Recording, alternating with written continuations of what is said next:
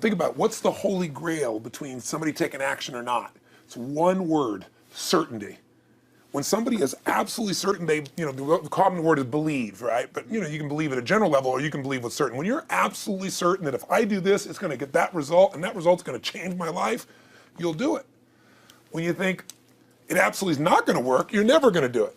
The middle no man's land of maybe it'll work, maybe it won't, that's the piece that kills people, right? So if it's a must for you, you got to make it work, right? In our case, right? That's an example. If it's not a must for you and you're not sure, you don't know what to do. So years ago, I'd look around and say, okay, how do people get themselves to follow through that haven't been following through? What's the difference? And I started interviewing hundreds of people, literally, and eventually thousands, because I had thousands of my events. So I'd ask the group to give me their feedback. And I came up with this model. It's like the holy grail of belief, or the holy grail of momentum. It's like the difference between what makes the rich get richer and the poor get poorer, right? And the difference we all know is mindset, but like, how's that built? So this is what I did. I created stupid four little boxes, and I'll scribble it here for you. You think about the first thing that determines whether you can do something or not, and I put that in this first box at the top here on the left side, and it's potential. Like, what's the potential of a human being? Like, when you guys started, you proved something no one had done in history. You ran the 4-minute mile, right? For golly knows how many centuries, they're trying to run a 4-minute mile. Roger Bannister does it. How did he do it? Do you remember? You did it in this industry, right? You made $1 million in a day. No one had ever done that in history, right? After you did it, a bunch of other guys are doing it because it became possible. Roger Bannister didn't just go physically practice. He made a shift in his head. He practiced in his head because he could never achieve it physically, so he had to change in his head first so that the result became certain enough he believed it, and then his body got him through. After Roger Bannister ran that 4-minute mile, within 2 years, 37 people ran a 4-minute mile. That's amazing. When no one in history had ever done it. Now here's how it works. The potential for anybody getting your product is extraordinary. They could do what you've done as much, more or less. They can do whatever they want to do. The potential's there. The market's proven that. Whether or not they tap into that potential has a lot to do with what action they take, which is the question you came to me with, right? Like, God, they all have potential, but they're not taking action. And we all know that the action they take is going to determine the results they get. That's pretty obvious. So most people have a belief about what their real potential is no matter what you tell them. And that affects how much action they take. And of course that affects the result. And then ironically, that result reinforces their belief. And then that belief affects it. So I'll give you an example. Let's say a person has unlimited potential, we all agree. But they take little action, little results. Why? Because they have to start with a problem with their belief. They don't believe it's really going to happen for me. Maybe for Frank Kearns because he's got the cool hair and stuff, or maybe it's for you because you're so driven, but it's not me. Maybe Tony Robbins because he's a freak, got these big teeth. Whatever their thought process is, right? They got this thing, right? But what happens is, if you believe that there's very little potential, how much action are you going to take? Nothing. Nothing, little. And when you take little potential with a little action, what kind of results do you get? Lousy little results. And when you get little results, what does that do to your belief? You go, see, I told you this was a waste of time, told you this wouldn't work. And then what happens? You tap even less potential, you take even less action, you get even worse results, and your belief gets even weaker. And this sucker feeds on itself until you are in the downward spiral. It's poisonous. It's poisonous and it's self-fulfilling. Now, what if something could happen that could come along and fill you with a sense of absolute certainty? Not like I believe, but where you know. In you guys' case, mine as well, we knew because we had to. Because we burned the boats. There was no other option. We had to find a way. We weren't going to live that way. We all did it in different ways and for different reasons, but in essence, that was it. If you get yourself in a state of certainty that this is going to work, I'm going to find the way, and if this doesn't work, I will make the way, then you tap a lot more potential. And when you're certain in your potential, you take massive action. When you take massive action, you really believe in something, you get great results. When you get great results, your brain goes, see, I told you I was a stud. I told you this thing would work out. Now you're even stronger. You tap more potential, take greater action, greater results. That's how you went from $300 in a week to $2,500 in 5 days to $100,000 in a month to $1 million in a day. Same thing with you. And we get momentum. That's why the rich get richer and the poor get poorer. Now some people go out and they go, well, I'm going to take a bunch of action. All right, I'm going to open this product. I'm going to try it. And they'll say to you, I even did it. But it's like a salesman who goes and knocks on the door, and he knocks on 100 doors and says, you don't want one of these, do you? yeah, exactly right. And even if he doesn't say it verbally, his face says it because he doesn't believe it's going to work. So his voice, his body, the execution is so weak. Maybe if he talks to 100 people, somebody's going to buy out of pity. They don't want his kids to starve, right? But he's not going to get the result. So the core difference in people is how do you produce certainty when the world isn't giving it to you? You go out and you try, in your case, you're 100,000 in debt and nothing's working. How do you keep yourself going? The way you did it, the way I did it, the way you're doing it, we may not have done it consciously, is we didn't change our potential, that was there. And it wasn't even taking more action. Taking more action with a belief it's not gonna work, it's not gonna change anything. We got results in our head that made us feel certain as if it had already happened. True or false for you? True. Right? So give me an example so people know I'm not just making this crap up. Well, I mean, just like when I had nothing, I already knew I was driving like Ferraris and Porsches and stuff because I always wanted those cars. I already knew I was going to have them.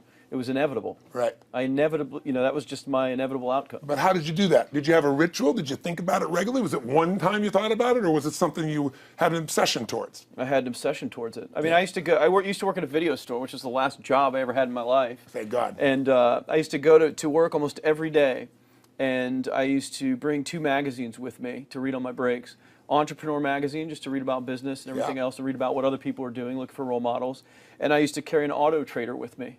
And I used to look at Porsches that were for sale. Yeah. And people always used to ask me, what are you doing with that Auto Trader magazine? I'm like, well, I'm just picking out the Porsche that I'm going to buy. Right. Which probably got you a lot of crap. I did. People made fun of me. Sure. I actually had a boss at that job tell me, you really shouldn't do that to yourself, John, because it's very, very likely that is never going to happen. That it's very likely that you're never going to have that car. Yeah. That's the kind of belief he was trying to put in my head. And I was like, no, you don't realize that it's inevitable that I will drive here sometime in the near future with that car when I'm not working for you and drop movies off for you to put back on the shelf. And that actually happened. And it was one of the most fulfilling days of my entire life. And the great thing was when I pulled up in this car, I was in my mid-20s, a car that most mid-20s... What kind of car was it? It was a Porsche 911 Turbo. It was a convertible and everything. It was a beautiful car. It was one I always dreamed of having. But, for a few years, I always circled the ads of which ones I was going to buy. Well, when I finally got it and I pulled up at the store, I had all these people, some people that were still working at this $7 an hour job were there years after I left. And I'll never forget this, even the boss and stuff, and the reaction of the people was like, wow, that is awesome. Yeah. Is that your dad's car? And all I said to them was, not exactly. Good for you. And I just smiled and just left. But it was, it's the weirdest thing, but I just knew it was going to happen. But you knew it because I conditioned myself you to You did it to over know and over it was- again. yeah. When I was in high school, I was not a popular kid, but I was passionate and intense, and I'll never forget. Some particular girls gave me some crap, and a guy too. And I wrote in their journals or their annual yearbook at the end, I wrote, someday, I said, you treated me like hell. Someday I'll be rich and famous, and you'll be an effing truck driver. And you'll be sitting there, I'll be with with this beautiful woman of my life, rich, and you'll be watching me on television thinking, you wish you would have treated me better. I actually wrote this shit in people's annuals because I went to a 10-year high school reunion. People showed me this stuff, right? But it's like, I burned the bridges, baby. I was like, this is how it's gonna be. So I'll give you a perfect example of this. They did studies, many have been done at this element, where they want to say, how much does the mind affect performance? So take basketball. And I've worked with a lot of NBA players and turned them around, and one of the problems many of them have is they'll choke on the free throw line. Well, everybody knows in that case, if you normally shoot really well and now you're not, something's interfering, something's getting in front of your state, some uncertainty, right? Obviously. So they take a group and say, we're going to make them better. How do you make somebody better who's got this mental block? So they take a group of guys and they're going to do free throws, and they do one group where they just practice for 6 weeks. Totally intense practice, and I forget the number of free throws, but they got to do this many free throws every day. Take a second group, and they have them not practice at all. Obvious. And they take a third group and they don't let them touch a basketball. All they do is have them practice in their mind, but the key is, it's not practice makes perfect, it's perfect practice makes perfect, as corny as that sounds. So these guys see themselves making the shot every single time, conditioning their mind and body that it's perfect every time. They're not interrupted by a reality that would screw with them. So at the end of 6 weeks, they tally it up, and now they give them a test to see who has the highest free throw percentage, success. What do you guess it's going to be? Well, the obvious person says, obviously, it's not the guys that didn't practice, but which one is it? The mind, or is it the ones that actually practice? I'm assuming the mind. Yeah, you would assume it because it's true. Right. You intuitively know the truth, that practicing's not enough. It's getting yourself so certain so many times that now when you go to do it, there's no hesitancy and you execute. It's having that absolute certainty that makes you tap your full potential, take massive action, get massive results, be reinforced to having stronger belief. This is what makes somebody a star at anything. It's like Jack Nicklaus, the golfer. Yes. He visualized every shot and where it was going, landing right where he wanted it before he ever hit it. Every single time. And what do most Every golfers single do? time. They just take a practice swing and they kind of hope for the best and point in the right direction and hit it. And some of them, if they've had some bad hits, what are they really focusing on? You know, I don't what wanna I do don't that bad. want I don't to wanna do. do- exactly, exactly. And that's the same thing here. So I'll show you a little stupid little physical technique for this. So stand up for a second. You guys gonna do this with the camera show 'em? So try this for a second. So just put your feet together and then put your right index finger straight out in front of you like this, okay? And all I want you to do is I want you to just turn clockwise comfortably as far as you normally turn. Just notice where you naturally stop. Go ahead and turn clockwise. People at home can do this too. Keep your feet straight. Notice where you stop. Come back around to me. Back around to me. Pretty good. Okay, good. Yeah, you're really good at this, right? Drop your hand. Now let's do something really simple. Close your eyes. And you don't even have to visualize, just feel. I want you to imagine your finger coming back up again. And this time, see and feel it coming up. Don't actually make it happen, but feel like it's happening. Imagine in your mind that you're actually doing it. You're seeing it, you're feeling it. And then make it like a game where you turn twice as far this time. Like you're a little kid, you know, somebody measures you and you go, I'm taller, come on, measure me this week. And that desire to do a little further. And then in your mind, do it again. Your feet are straight together, and in your mind, feel your finger coming up, see it coming up, and imagine going 3 times as far this time. And then one more time, bring your finger up, and you're like an owl. Your feet are straight, and you turn all the way around, and it comes all the way around to the front. See it and feel it and enjoy it each time like it's a game, like you can't wait to go further. And you know you do, every time. And then when you can feel that, and it feels good, then open your eyes, and now put your finger straight in front of you, and turn as far as you can comfortably and see what happens this time. Go. Break my back. Now notice, I don't know if the camera's got it, but you don't even have to ask the camera. You can ask yourselves. Come back around. Did you go further this time, yes or no? A lot further. I think A I lot went about further. 50% further. 50% further. How much further for you? About the same. Yeah. The average person will go 25% further. Now here's the question. We're superior.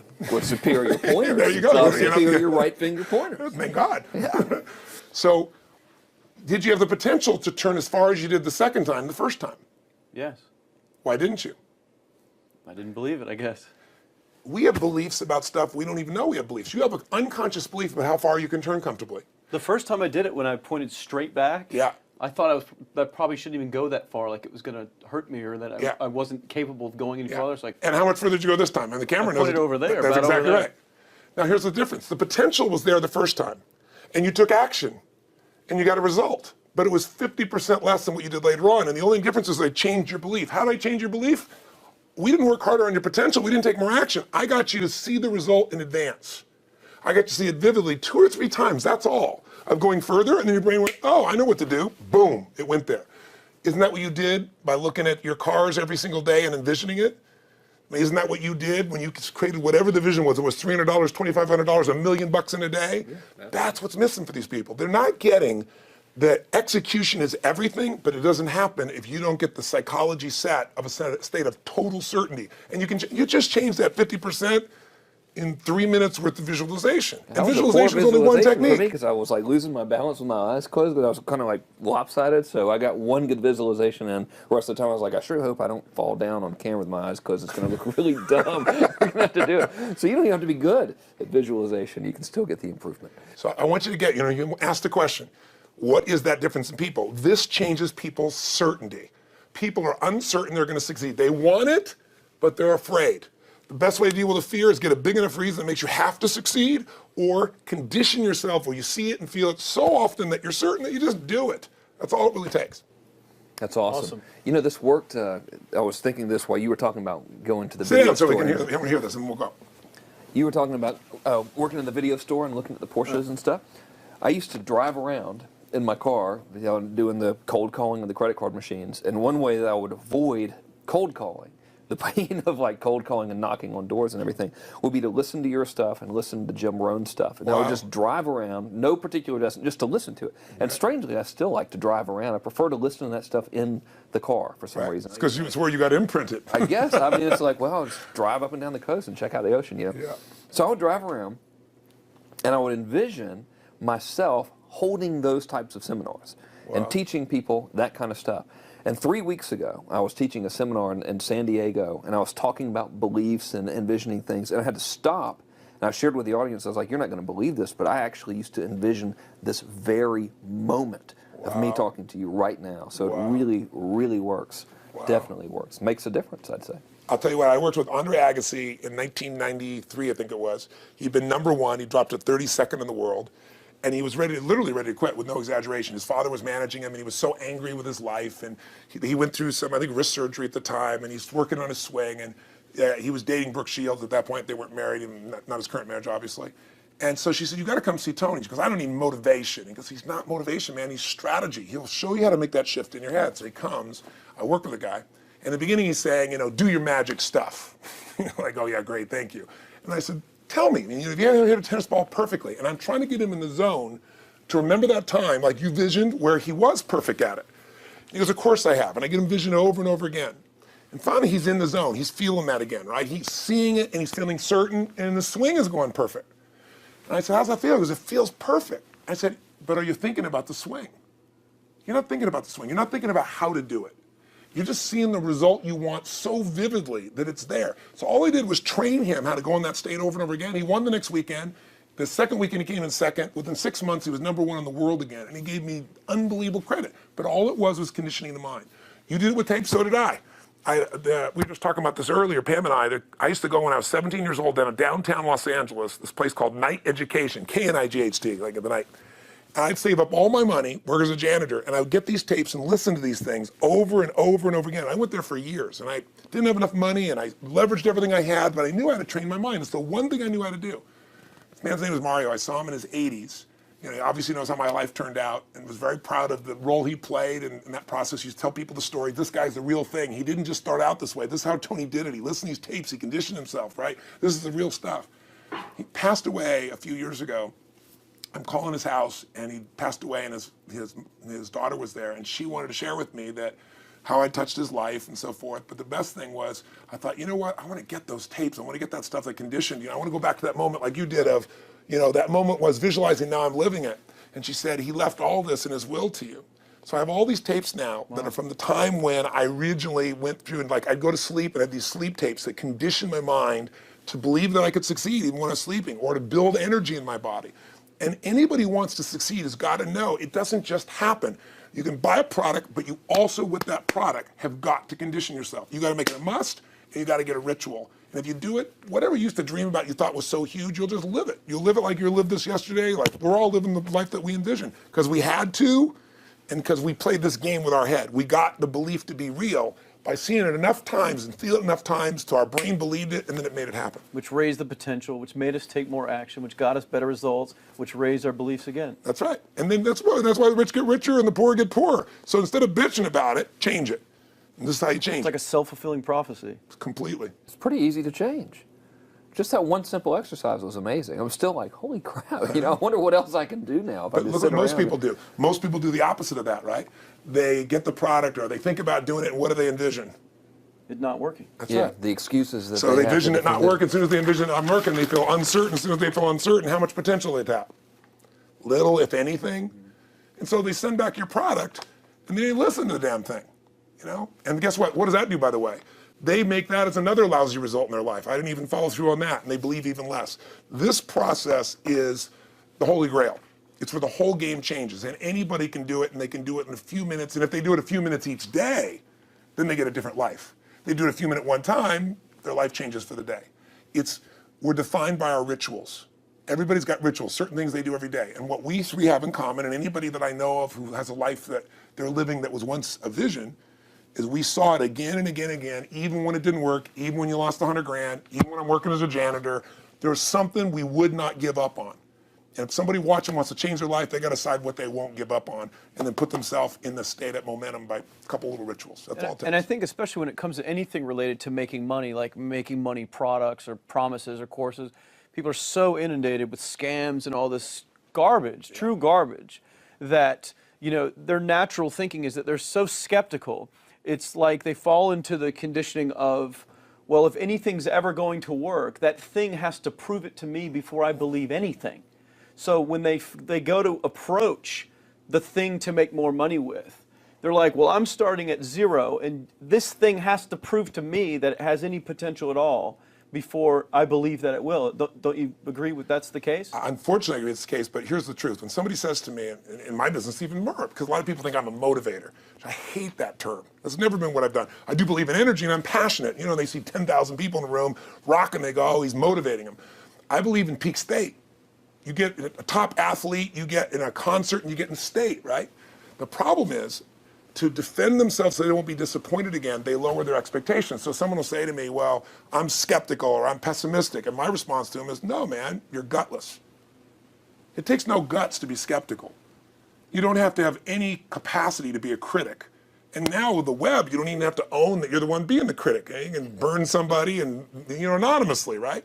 I said, you know what? It takes guts to believe. And if you think something's going to do it for you without you putting your guts on the line, you might as well forget it right now. So this idea that I'm skeptical or they got to prove it to me, it's the biggest lie. What that really is your fear talking. You're so scared of failing, you don't even want to get your hopes up. And if you don't get your hopes up, you might say, well, what if they get their hopes up and somebody gets disappointed? How many disappointments have we experienced in our business careers and in our lives? The difference is some people take disappointment and let it destroy them. Other people take disappointment and let it drive them. And you get to choose. Are you going to turn this thing into why it didn't work and a bunch of stories and excuses, or are you going to take this thing that didn't work and figure out what are you going to do to make it work? And it may not happen the first time, the second time, the third time, but the people that are relentless find the way. And it's the common denominator in all these guys that are kind of our friends or family, money masters, the new money masters is they all did it with will. Nobody here inherited this stuff. Everybody figured it out. Mm-hmm. And keep figuring it out. And it's going to keep changing. And you say, you know what, 1% of 99% of the money being made is being made by 1% of the people, because only 1% of the people will condition their mind and condition their body and follow through some daily rituals. The rest will tell a story about why it didn't work, how it wasn't their fault. And you got two things in life. You got results or you got a story, And too many people think that that 1% is somehow entitled to it, and they're not. Which is, it's just all in the head. It's all in the their head. belief. It's all in the head, which can be changed with some conditioning. Basic conditioning. You just proved it. Yeah, to us. That's fun. That's why I made Get the Edge and Personal Power, because I understood that from the very beginning. Originally it was 30 days, and years later people would say, I've heard all the great results and everything else, man, but I don't have 30 days, and I'd be behind the glass, focus group, watching these people want to shake them, like, you don't have 30 days to change your life, I thought, okay, I'll make it 7 days, just one, because after 7 days, you get momentum. I mean, think about it. When do people's lives change? In a moment. It doesn't change in 10 years. Your life may suck for 10 years, but there's one moment when your whole life changes, the moment you decided. When you said, no more, and I'm doing it, and you kicked yourself in the ass, and you made yourself go do something, right? When you finally said, enough, no more, I quit, or let's begin, or I love you, there's a moment when somebody's life changes.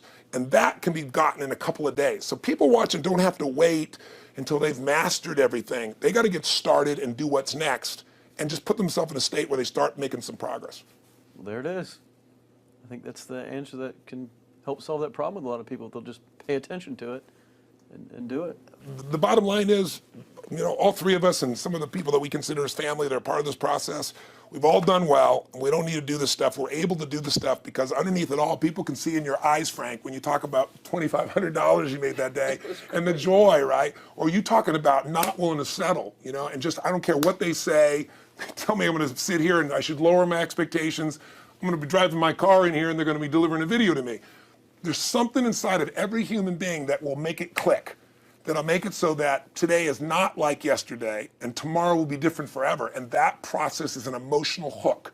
And what I hope is people watching this stuff, maybe something in here will piss them off enough or remind them of something or say there is a plan and it isn't just luck. And if I just get my big enough why and I get a little system for conditioning myself, and if I start to feel overwhelmed, I just do one next step. And I keep learning and keep moving forward, I will get there. And if we accomplish that out of this conversation, then this conversation was kick-ass and fun, not just for us, but it'll be something that we'll be really proud of a long time. Whether that happens or not really has nothing to do with us, but whether or not people take it in as real and do something with it. I hope they will. I think a lot of people will. I think they will. Thanks a lot for meeting with us. Thank you. Interrupting your shoot here. Yeah, go back to the next one. Go back to the next Thanks, guys. Thanks. Yeah. Appreciate it. Really appreciate it.